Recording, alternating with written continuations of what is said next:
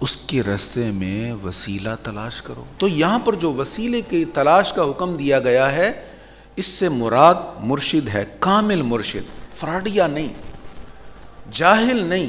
اگر شرعی عدالت میں وہاں جرم ثابت ہو جائے گا تو جو حد ہے وہ اس پر لگے گی۔ اب جو توبہ ہے اس کا معاملہ اس کے آگے کے ساتھ ہوگا۔ پتہ ہے بندہ جھوٹا ہے، پھر بھی اس کی باتیں مزے لے لے کے سننا۔ ہمارے معاشرے میں یہ مرض بڑا عام ہے۔ اب یہ سرکار علیہ السلام کی بارگاہ میں چھوٹ لینے کے لیے آئے اور آپس میں مشورہ کیا کہ اگر یہ بچت والا کو فیصلہ کر دیں تو قبول کر لینا۔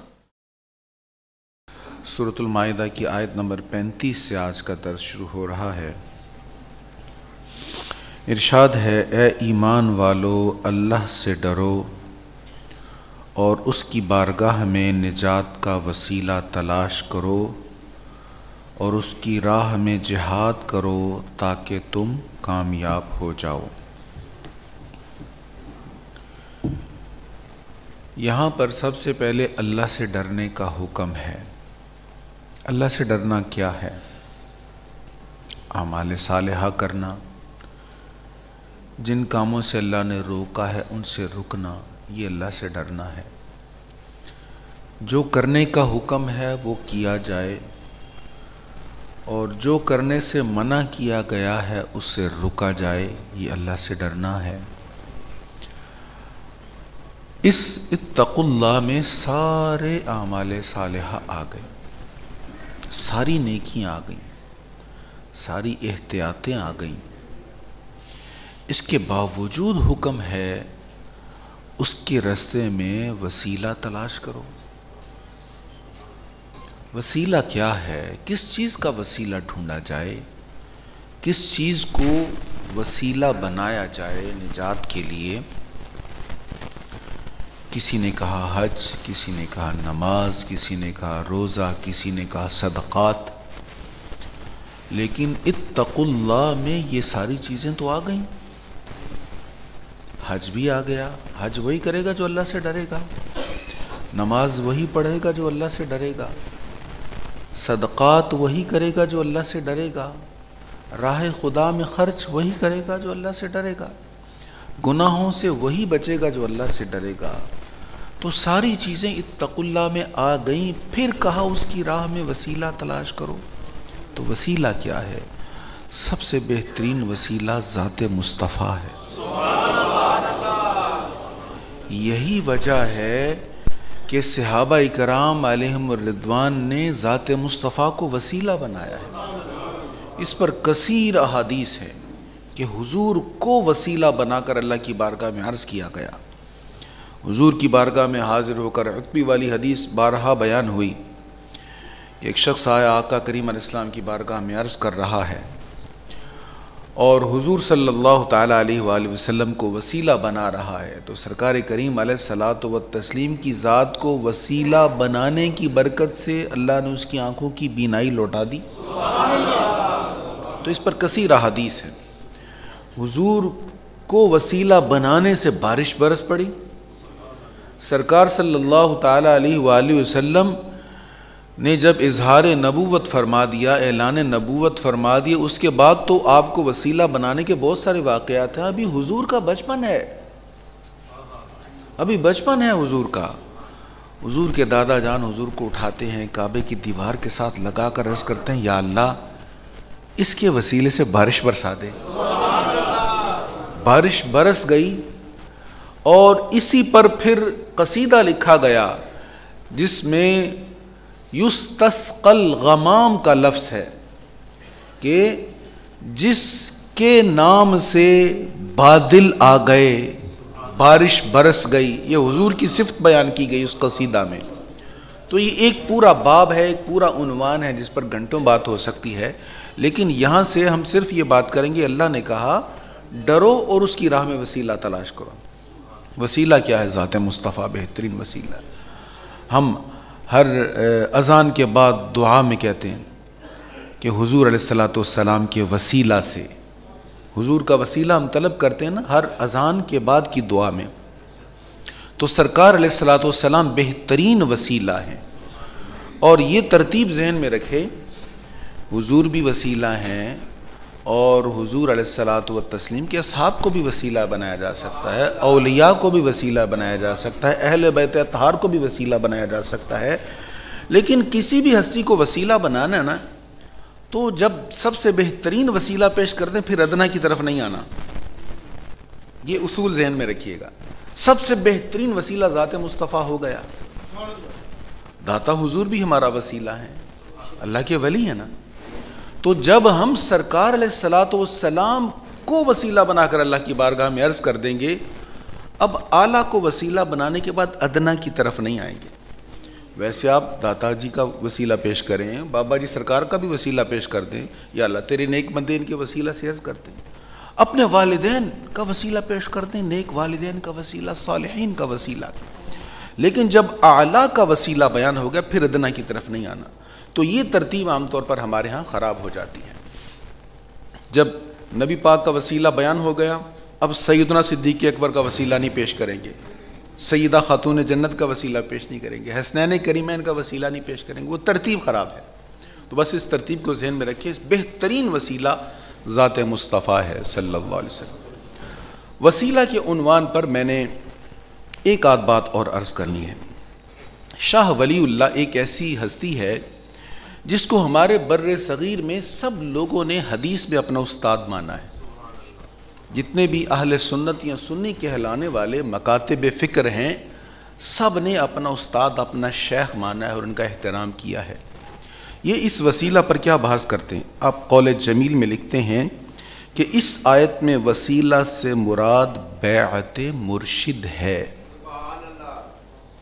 مرشد کامل ہو. دیکھو کاروبار سیکھنا ہے نا، آپ نے جو کاروبار کرنا ہے آپ کہتے ہیں یار اس کاروبار میں جو ماہر ہے اس کے پاس بچے کو کچھ دن بٹھاؤ تاکہ گر سیکھ جائے. جو فن پڑھانا ہے آپ اس کے ٹیچر کے پاس بھیجتے ہیں، اس شعبے میں اس کو داخلہ دلواتے ہیں. تو تزکیہ نفس بھی ایک شعبہ ہے اور اس کے لیے مرشد کامل کی ضرورت رہتی ہے.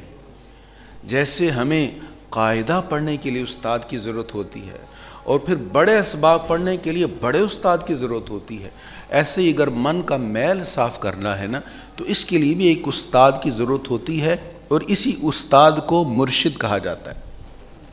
اس میں کوئی دو رائے نہیں ہے کہ اس شعبے میں بھی بہت ساری کرپشن ہو گئی، بہت سارے 2 نمبر 3 نمبر بلکہ 10 نمبر تک لوگ آ گئے. لیکن اس کا مطلب یہ نہیں کہ ہمیں ضرورت نہیں ہے. جیسے ہم اچھے درزی کو تلاش کر لیتے ہیں، اچھے دودھ والے کو تلاش کر لیتے ہیں، کنسٹرکشن کروانی اچھے ٹھیکیدار کو تلاش کر لیتے ہیں، ایسے اگر من کو صاف کرنا ہے تو اچھے بندے بھی مل سکتے ہیں، تلاش کرنا چاہیے. تو آپ قول جمیل میں لکھتے ہیں یہاں وسیلہ سے مراد مرشد ہے. اور یہاں میں ایک اور تاریخ کی متنازع شخصیت، یعنی کچھ حلقوں کے ہاں بہت معتبر اور کچھ کے ہاں متنازع ہے. اہل سلوک اس آیت کو راہ حقیقت کے سلوک کی طرف اشارہ گردانتے ہیں اور مرشد کو وسیلہ سمجھتے ہیں. اسی بنا پر حقیقی کامیابی اور مجاہدہ سے پہلے مرشد کو تلاش کرنا ضروری ہے. شاہ اسماعیل لکھتے ہیں اور اللہ تعالیٰ نے سالکان حقیقت کے لیے یہی قاعدہ مقرر کیا ہے، اس لیے مرشد کی رہنمائی کے بغیر اس راہ کا ملنا شاذ و نادر ہے. تو یہاں پر جو وسیلے کی تلاش کا حکم دیا گیا ہے اس سے مراد مرشد ہے، کامل مرشد، فراڈیا نہیں، جاہل نہیں، ایسا شخص نہیں جو آپ کو ایک سرکل میں بند کر دے اور جائز کاموں کو بھی چھڑوا دے، جو جائز کاموں سے بھی چھڑوا دے. جی ہمارے شیخ کا حکم ہے آپ نے امامہ شی بھی نہیں باندھنا، ہمارے شیخ کا حکم ہے آپ نے یہ چیز نہیں کھانی. بھئی جس کو اللہ نے حلال کیا ہے شیخ کی کیا مجال وہ اس کو حرام کرے. تو شیخ وہی ہوگا جو اللہ اور اس کے رسول کے راستے کی طرف بلائے گا، اس میں اپنی طرف سے وہ ایڈیٹنگ نہیں کر سکتا. جو اللہ اور اس کے رسول نے فرض کیا ہے اسی کی تاکید کرے گا، جس سے اللہ اور اس کے رسول نے روکا ہے اسی سے روکنے کا وہ حکم دے گا. اس سے آگے ارشاد ہے بے شک جن لوگوں نے کفر کیا اگر ان کے قبضہ میں روئے زمین کی تمام چیزیں ہوں اور اتنی اور بھی ہوں تاکہ قیامت کے دن عذاب سے نجات کے لیے وہ ان چیزوں کو فدیہ میں دے دیں تو وہ فدیہ ان سے قبول نہیں کیا جائے گا اور ان کے لیے نہایت دردناک عذاب ہے۔ اللہ کی راہ میں حالت ایمان میں تھوڑا بھی آج خرچ کریں گے تو بہت فائدہ ملے گا، لیکن آج موقع گنوا دیا، بغیر ایمان کے خرچ کیا یا بغیر اجر کی نیت سے خرچ کیا، ضائع ہو گیا، یا نہ خرچ کیا تو کوئی فائدہ نہیں۔ قیامت کے دن زمین بھر سونا بھی خرچ کر دو گے، کر ہی نہیں سکتے، کرو گے تو قبول نہیں کیا جائے گا۔ حضور کی حدیث ہے، سیدنا انس اس کے راوی ہیں، آپ صلی اللہ علیہ وسلم نے فرمایا قیامت کے دن کافر سے کہا جائے گا یہ بتا اگر تیرے پاس روئے زمین جتنا سونا ہو تو کیا تو اس کو فدیہ میں دے دے گا، اپنی جان بچانے کے لیے آج دے دے گا؟ وہ کہے گا ہاں۔ پھر اس سے کہا جائے گا دنیا میں تجھ سے اس کی بنسبت بہت آسان کام کہا گیا تھا، تو نے نہیں کیا، وقت گنوا دیا، ضائع کر دیا وقت۔ تو آج زندگی میں موقع ہے نیکیاں کرنے کا، اس کو ہم غنیمت جانیں، اللہ کو راضی کر لیں، اللہ اس کی توفیق عطا فرمائے۔ یہود کہتے تھے اگر ہم آگ میں گئے بھی تو چند دن کے لیے جائیں گے، اس کا جواب دیا جا رہا ہے وہ دوزخ کی آگ سے نکلنے کا ارادہ کریں گے اور وہ اس سے نہیں نکل سکیں گے اور ان کے لیے ہمیشہ کا عذاب ہے۔ اسی آگے آیت نمبر 38 سے چوری کی سزا بیان ہو رہی ہے، اور چوری کرنے والے مرد اور چوری کرنے والی عورت کے دائیں ہاتھ کو کاٹ دو، یہ ان کے کیے ہوئے کی سزا ہے اور اللہ کی طرف سے عبرتناک تعزیر ہے، اور اللہ بہت غالب نہایت حکمت والا ہے۔ بہت سے لوگ یہ بیان کرتے ہیں کہ جب عرب میں حجاز شریف میں چوری کی سزا نافذ تھی تو ہم دیکھا کرتے تھے کہ سونار کی دکان کھلی پڑی ہوتی تھی، کوئی روک ٹوک نہیں ہوتی تھی نماز کے ٹائم میں، اور کوئی چیز چوری بھی نہیں ہوتی تھی۔ تو بظاہر اس پر تنقید ہوتی ہے کہ بڑی سخت سزا ہے کہ کسی کا آپ نے اتنا ہاتھ کاٹ دیا، انگلیاں کاٹ دیں آگے سے یا پنجہ کاٹ دیا، بظاہر سخت محسوس ہوتی ہے، لیکن اس میں تحفظ بہت زیادہ ہے۔ یہاں پر تھوڑی سی وضاحت کر دوں، چوری ہے کیا؟ کوئی عاقل بالغ کسی ایسی محفوظ جگہ سے کسی ایسی چیز کو چرائے جس کی قیمت 10 درہم یا 1 دینار کم از کم ہو، اس سے زیادہ ہو تو پھر بھی، لیکن کم از کم اتنی جس کی قیمت ہے، اس چیز کو کسی نے چرایا اور وہ چیز بھی محفوظ جگہ پر رکھی ہوئی تھی، اور اس چرانے کے بعد اس کے پاس تعویل وغیرہ کی کوئی گنجائش نہیں تھی۔ تعویل کیا؟ مثلا ہمارے ہاں آج کل چوری کا ایک طریقہ ہوتا ہے چیز کو چرا لینا، موبائل فون چرا لینا، جب پکڑ جانا کو نا میں تو مذاق کر رہا تھا، تو اب یہ جو کہہ رہا ہے میں مذاق کر رہا تھا، اب تعویل کی گنجائش ہے اس کے پاس، ہو سکتا ہے واقعی مذاق کر رہا ہو۔ شریعت شک کا فائدہ دیتی ہے ملزم کو، جیسے میں نے عرض کیا تھا پچھلے یا اس سے پچھلے جمعے کہ شک کے فائدے سے کوئی سزا سے بچ جائے یہ تو ٹھیک ہے، اس کی اجازت ہے، لیکن شک کے فائدے سے آپ کسی ایسے کو سزا دے دیں جو مجرم نہیں ہے، یہ سخت گناہ ہے۔ تو جرم بھی ہو ایسا کہ اس نے چوری کی، عاقل ہے، بالغ ہے، محفوظ جگہ سے چرایا ہے اور اس میں تعویل کی کوئی گنجائش نہیں، کوئی بہانے کی گنجائش نہیں ہے، تو ایسا شخص چور ہوگا اور اس کی سزا یہی ہے کہ اس کے ہاتھ کو کاٹ دیا جائے۔ اس سے آگے ارشاد ہے پھر جس نے اپنے ظلم کرنے کے بعد توبہ کر لی اور اپنی اصلاح کر لی تو بے شک اللہ اس کی توبہ قبول فرمائے گا، بے شک اللہ بہت بخشنے والا بے حد رحم فرمانے والا ہے۔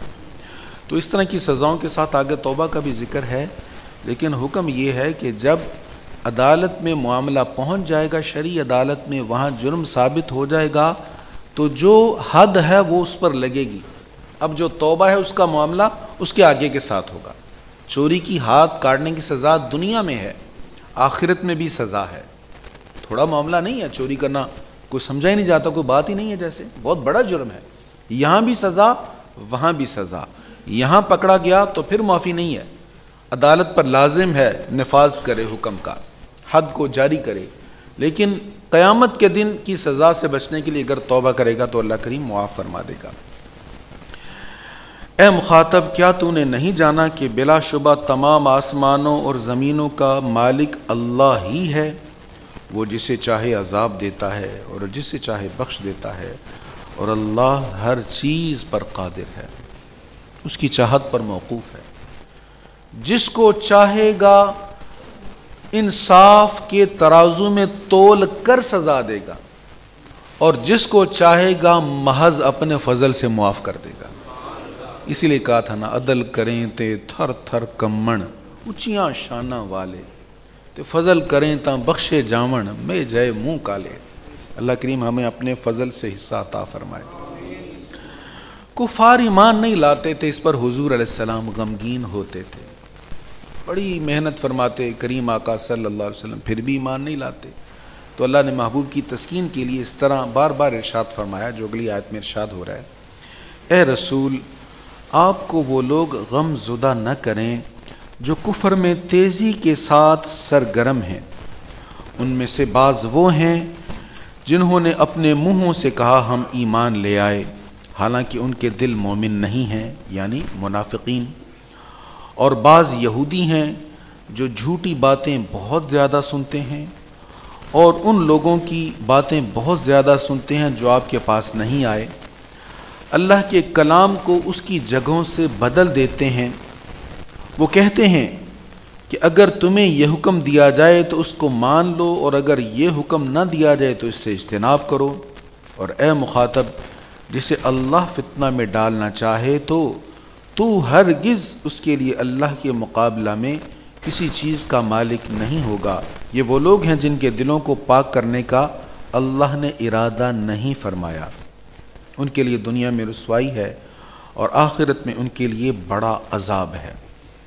اس آیت کا ایک شان نزول ہے، وہ ایک واقعہ، اس کی طرف ہم نہیں جائیں گے، لیکن یہاں سے ایک بات معلوم ہو رہی ہے کہ یہودی جھوٹ بہت سنتے تھے، پتہ ہے بندہ جھوٹا ہے پھر بھی اس کی باتیں مزے لے لے کے سننا۔